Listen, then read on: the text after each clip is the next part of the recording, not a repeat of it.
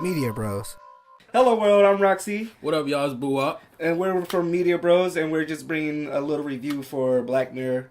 Uh, I've been watching the show for the last couple of weeks. I just got hip to it. Um, I don't know what did Me, you on the other hand, Yeah.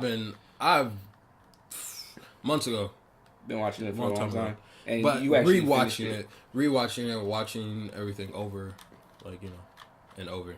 And since you actually finished it without spoiling season 3 for me, even though this is going to be spoilers for season 1 and 2, what is your overall kind of feel about it? On season 1, or in general? In general. Honestly, all right, I'm gonna be honest, because a lot of times I watch reviews that are just mainly just, oh, this was great, and this was great, and this was great. But no, honestly, to keep it real with you, season 1, which included the national anthem, 15 million merits, and then the entire history of you. Those ones were great. Those ones were the shit. It grabs your attention. I think they put those 3 in there first, especially the first one because it had that fucked up twist. Yeah. That's probably the one that, caught me just like, bro, that's some shit that really could happen. Mm-hmm. Just like, instead of like having, so this is a spoiler for season 1. Yeah. So the national anthem. Spoiler alert. Yeah, it's the first episode that kind of gets you into Black Mirror. And long story short, what happens is that was it the Prime Minister's daughter? No, it wasn't his. It wasn't Ken. I think she was the Duchess or the Princess or some shit. Yeah, the princess or whatever. The Princess of Britain.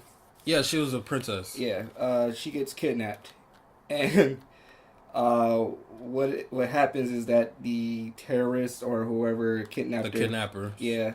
Their only demands was that what was the guy? He wasn't the prime minister. Yeah. Was he a prime minister? Yeah. He was the prime minister. Okay. The prime minister had to fuck a pig. Yes, on live television. National TV. And like, what's hilarious is just like, what made it so real is like with every one of these episodes that I realize is that I think it's all about a lesson about technology that we all go through. Mm-hmm. Like with this one it was about YouTube and social media, how it kind of controlled the prime minister's kind of fate, because if he didn't do it, then he would be looked at like, oh my god, this dude wouldn't do it to save nobody's life. But if he did do it, he fucked the pig. Yes, but like what made it so messed up is that, all right, so if you see, fight videos would be the best way to talk about it. Like, if you see something that's a fight video, someone get the shit knocked out of them, you're going to be like, oh, man, I want to see that. You're going to click on that video. I do it all the time. Yes. And then there's stuff that's even more dramatic where people get killed and there's videos on the internet. People are going to click on it and they'll watch it. And then there's deep websites dedicated, which are honey traps, by the way. Honey trap is code for FBI honey pot, which is going to get you sent to jail for clicking on that link. So do not watch those shits. Yeah, I'm not even going nowhere near or something like that.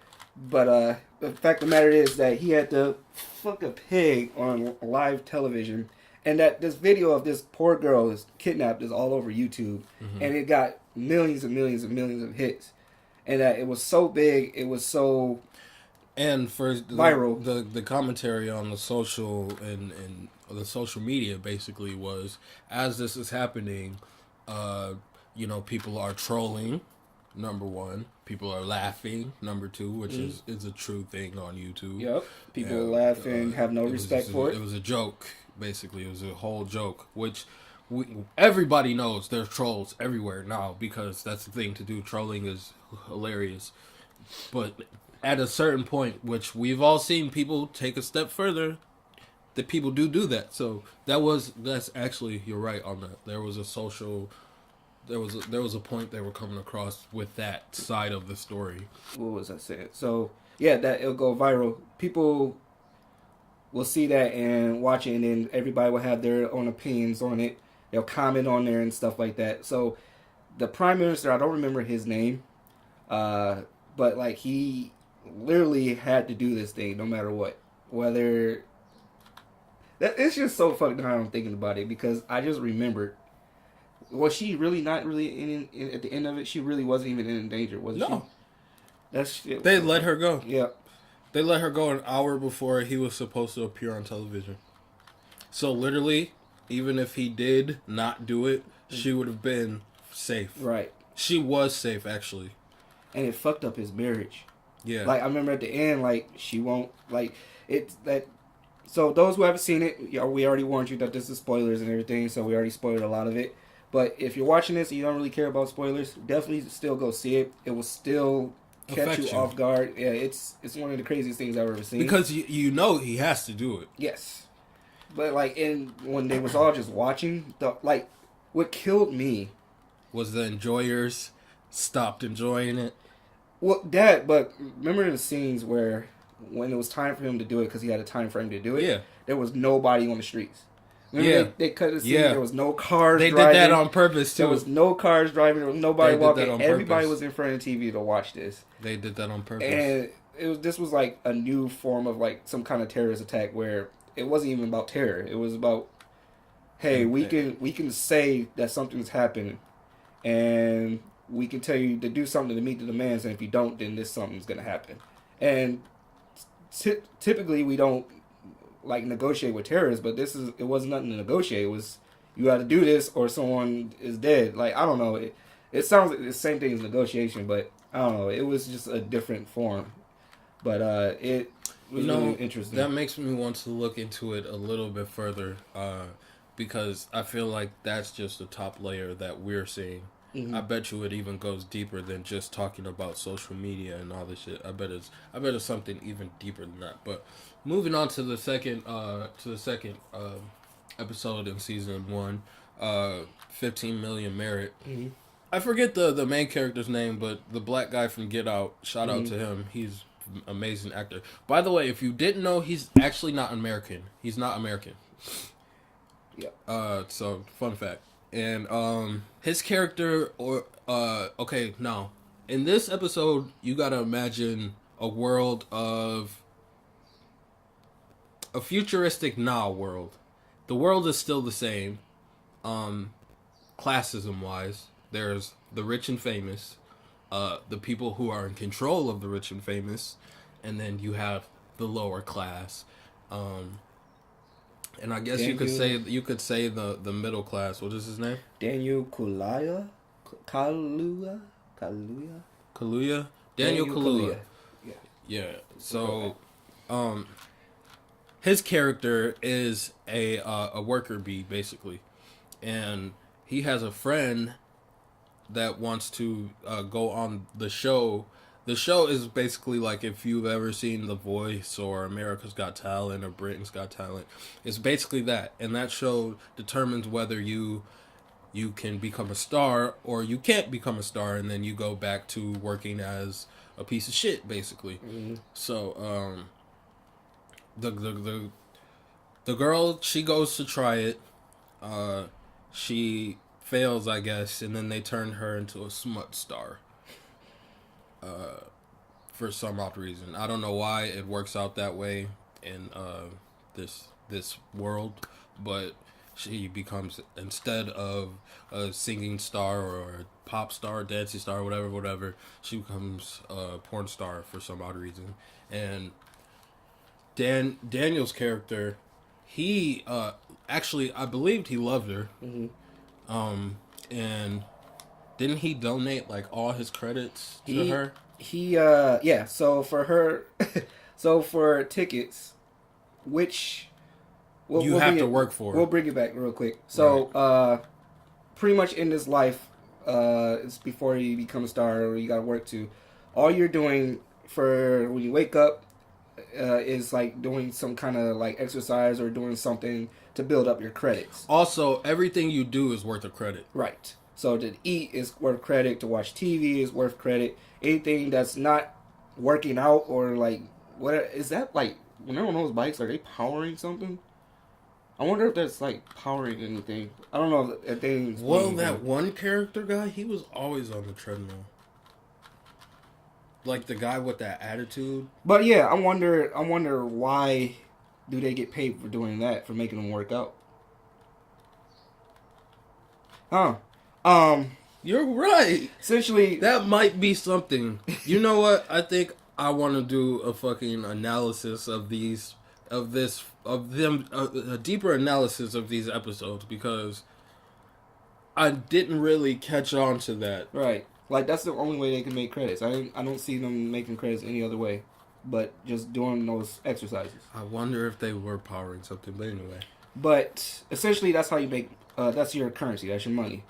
So to get on that show, I think it was like 15 million credits. I believe it was around there. So he's been working up for something. He had 18 million, didn't he? Yeah. He had. I think he had a lot. He had a lot of. He might have not had 18. But I don't know. 15. I don't know what he was working up for. Because I think he wanted to get out his damn self. But then again, he maybe was working up towards nothing. He was just doing it. Because if you look at his life, he didn't really seem interested in shit. He was dead inside, pretty much. Pretty much. And long story short, he ends up donating 15 million of his credits to this girl, who ends up going on to the show. And what he said, she was singing and she had a nice voice and everything, but the judges said they see her better as a porn star. Which it was probably because she looked good. Yes. So what I kind of got from that, what I kind of got from the whole show, it seemed like how society was looking at it is that you ain't nothing unless you're some type of famous person or something. Like, everything else you do is irrelevant, and the only way to get out of this norm, wherever, you got to be either a porn star or a singer, because those are the only two options that they had, really. They had dancers, but they. Oh yeah. But okay, now check this out. You noticed that there was the crowd watching, though, right? It was them. It was the people. Isn't that crazy? It was their avatars. Now check this out. This is why I said that that episode was now, but in a futuristic setting. Because if you think about it now, you got all those millions of viewers watching all this, just anything on television. We can not even mean The Voice or all that stuff. But they're watching the famous people on TV. And those famous people had to do what? Stack their merits, their credits, their money, just to be seen as that type of person, to get on that stage, to be seen as that type of person. Right.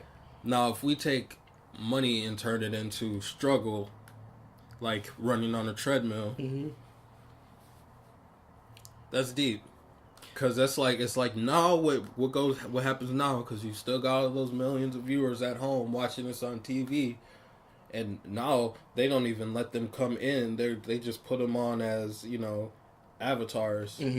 Oh man, they are sly. This show is very sly. It's just, I don't know. It's hard to really like break down this episode in general. Just because like when I was watching it, I wasn't really sure what they was going for or what was happening. Because toward the end, the guy kind of sold out.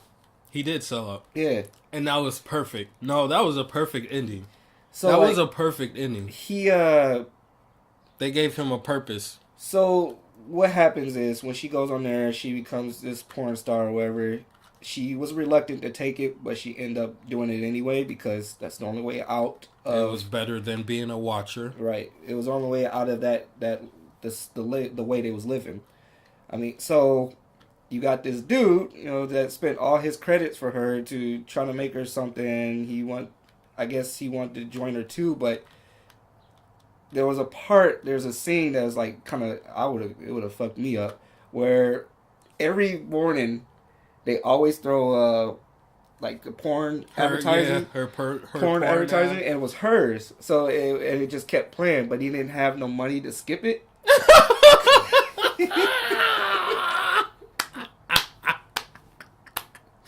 Cause you gotta pay a credit.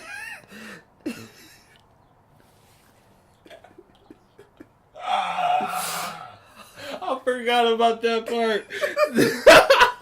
They evil. That's some evil shit. So you gotta pay money to skip. That's some evil shit. Skip the advertising. That motherfucker used to be like, He'd be like, look, here, buddy, get away from it, get go. That shit ain't work no more. So he had no money, so he had to sit there and listen to her, do her thing. And it was playing over and over. He was going crazy.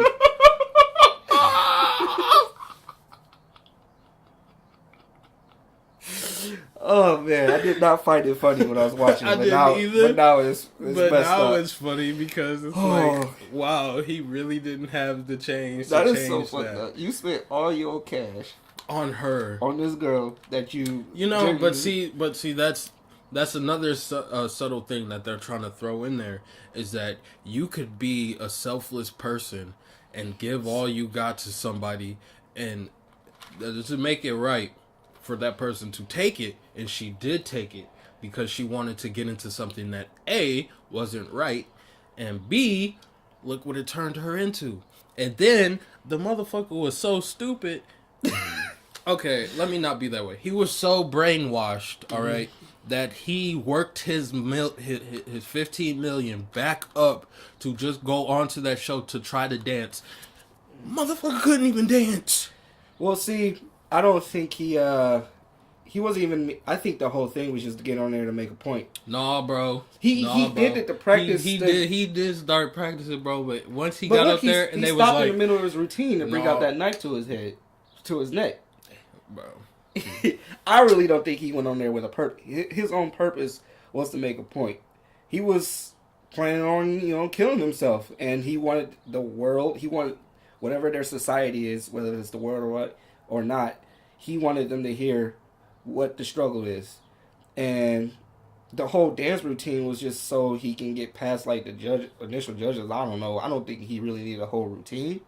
But that was just so he can get up on there. He got on camera, and then he did his Thug Dizzle. He got on there, put the knife to his neck, and he spilled his heart out about how shitty his life is, how shitty this whole society is, how it's dumb that you have to pretty much work all your life and then get on this show to get judged and stuff like that.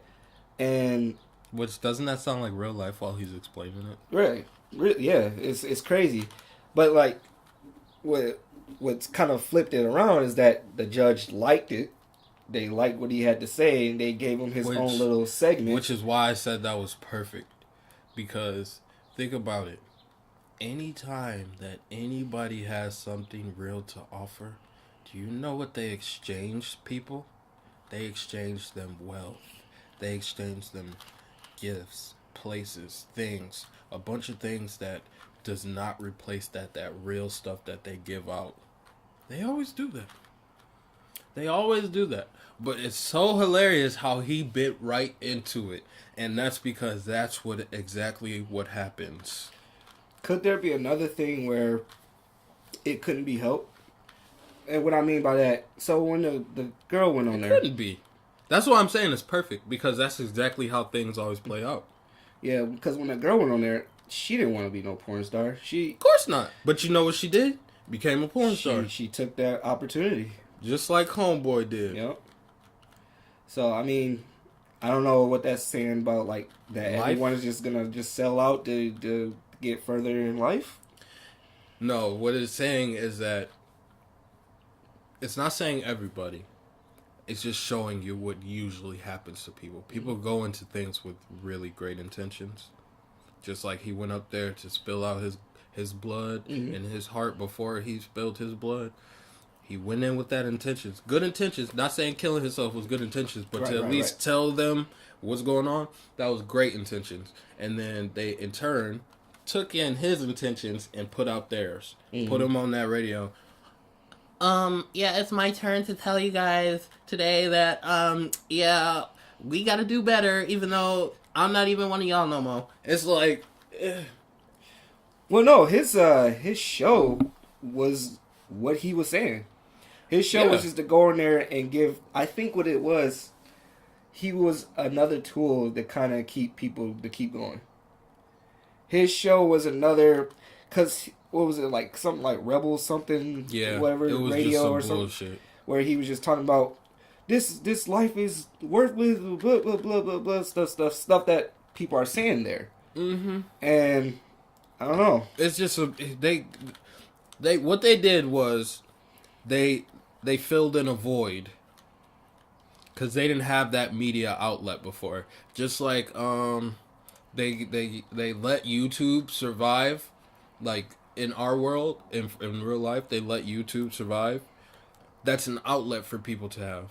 Yeah, the entire history of you was a very good concept. It was morely like how bad it would be to actually have Snapchat everywhere. Yeah, I think Like though. the Snapchat glasses. Have you seen those? No. Have you heard of them? Mm. They have Snapchat sunglasses now. So the only way to take that further from out your hands into your on your face is actually onto you. So it's like That's crazy. Essentially, yeah. Except you have memory banks with Snapchat. yeah, exactly. So it's 24-hour, 24, not 25. So the third episode, the final episode of season 1, the entire history of you. The concept of this episode is that you have access to your memories, and we all do have access to our memories. But what their whole thing is that our memories are flawed in our brains, so we always put together pieces and stuff that really wasn't there or that really wasn't correct. So you actually have access to your memories via video. Yeah. That you can actually just watch through your own eyelids. And also, you can block people out of your life, literally. Is like that your what this, vision. Is that this one, or I think that's the one with season 2. I don't know if they did that. No, one. that was this one. They did that. That was this one. Huh? Cause didn't she block him and he had to keep watching the video over and over and over? Cause she didn't want to talk to him no more. I think she did block him.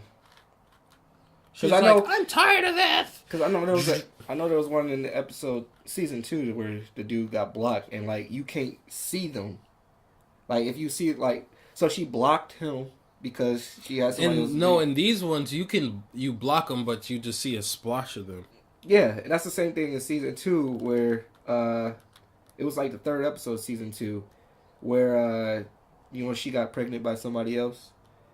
And, Maybe I am getting it wrong. And he was like, yeah, that was fucked up. Yeah, I know what you're talking about. I want to see my baby, and she blocked him. And yeah. that shit's so fucked up that you don't just block from seeing them. You can't see them in pictures, in videos, or anything like that.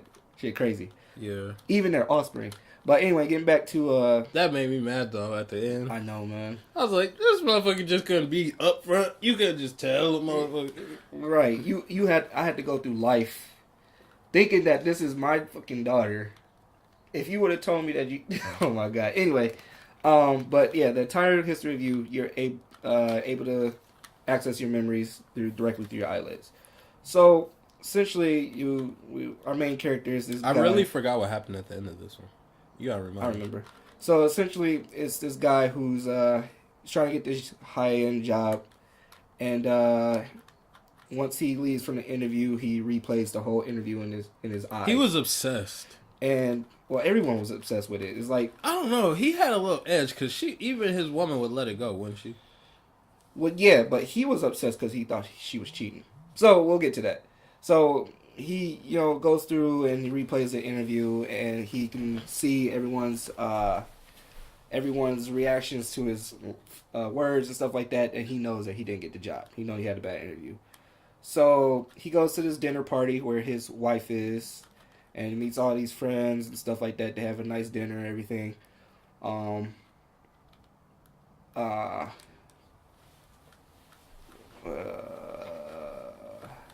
yeah.